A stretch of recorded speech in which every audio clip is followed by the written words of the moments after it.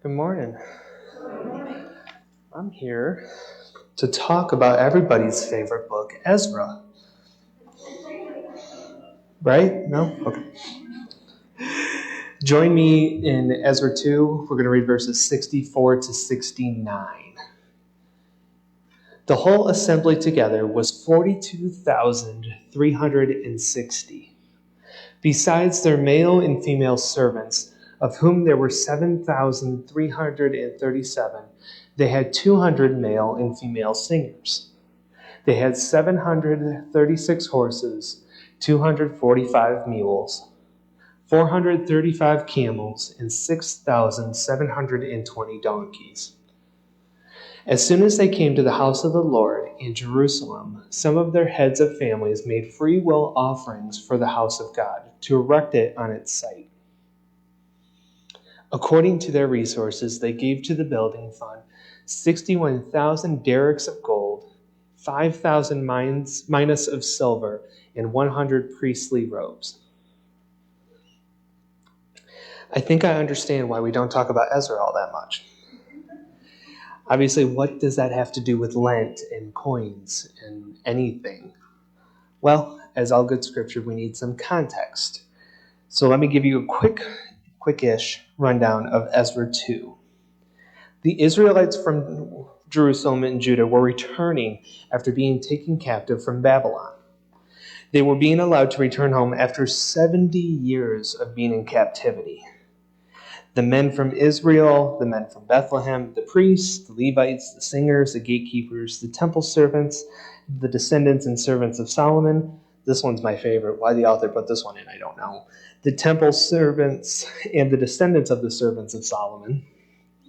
People from other towns. 70 years of family history were allowed to finally return back from their home.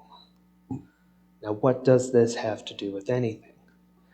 I chose this story for the challenge of trying to create something out of Ezra, but also because we're going through our own exilic return. Granted, it's not because of a king who took us captive, but it was holding us hostage. This pandemic has held us captive off and on for the last 2 years. Some of us got our early release, some of us are still in captivity. But look at how we felt over those 2 years. Can you imagine what 70 years of this would have looked like? And this is not my way to dismiss our own feelings regarding this pandemic, because it's been traumatic, and it's been traumatic for everybody in your own way. But it's also an experience that can speak to us today.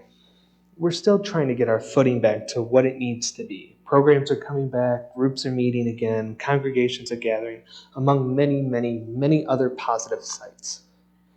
Our return is happening, and it's a joy to see. One of the first things they did was to fund enough to rebuild the temple. And the math and finance nerd that I am, I did that math. They donated about $200 worth of gold, based on today's standards, and approximately $90,250 worth of silver.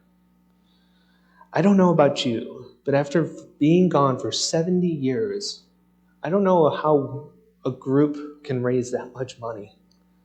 I would want to hold on to everything I had after returning. But this means that each person that was counted in the census gave $2.13 approximately. When we put it that way, it doesn't sound too bad, does it? We can skip a coffee this week and have enough to pay for a couple people. The Israelites banded together and gave such a small amount individually to raise this almost a little over $90,000. And we can do that same thing. Skip that cup of coffee this week, and that's bold coming from me, I know. Skip that meal going out, or skip out on something you can live a week without, whether you believe it or not. That small donation, that small chunk of change, can impact the bigger mission in the long run.